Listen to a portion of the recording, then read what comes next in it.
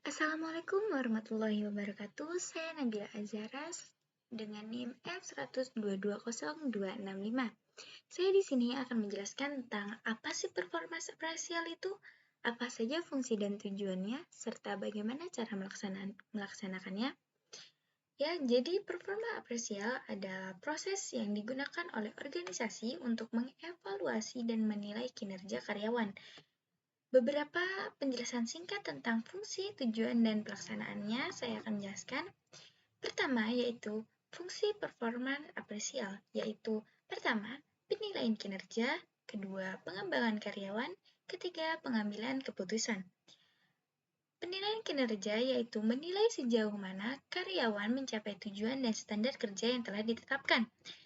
Lalu yang kedua, pengembangan karyawan yaitu membantu karyawan memahami kekuatan dan kelemahan mereka serta merencanakan pengembangan dan pelatihan lebih lanjut.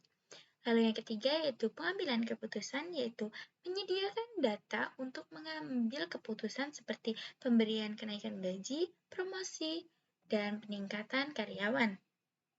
Lalu kita ke tujuan performa apresial. Yang pertama yaitu umpan balik, kedua pengembangan karyawan, dan yang ketiga yaitu pengambilan keputusan. Umpan balik merupakan kinerja memberikan umpan balik konstruksi pada karyawan tentang kinerja mereka. Lalu yang kedua yaitu pengembangan karyawan itu tujuannya untuk membantu karyawan meningkatkan keterampilan dan kompetensi mereka. Lalu pengambilan keputusan itu gunanya untuk membantu manajemen dalam pengambilan keputusan terkait penggajian, promosi, dan pengembangan karir. Lalu, bagaimana sih melaksanakan performa apresial itu? Caranya itu menetapkan kriteria, pilih metode penilaian, persiapan, dan dokumentasikan, memberi umpan balik, melalui pengembangan karyawan, pengambilan keputusan, mentoring, dan tindak lanjut. Pertama yaitu tetapkan kriteria. Tetapkan kriteria, tentukan kriteria penilaian yang jelas termasuk tujuan kerja, kompetensi, atau standar kinerja yang harus dinilai. Lalu yang kedua yaitu pilih metode penilaian.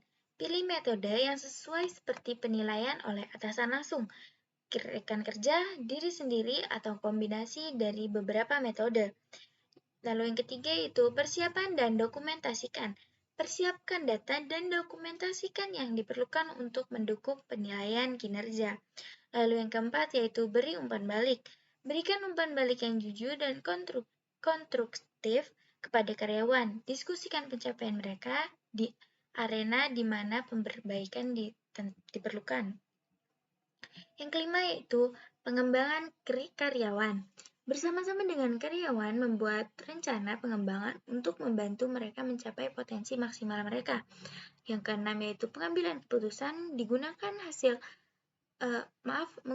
hasil penilaian kinerja dalam mengambil keputusan terkait penggajian, promosi, dan perubahan tanggung jawab pekerjaan.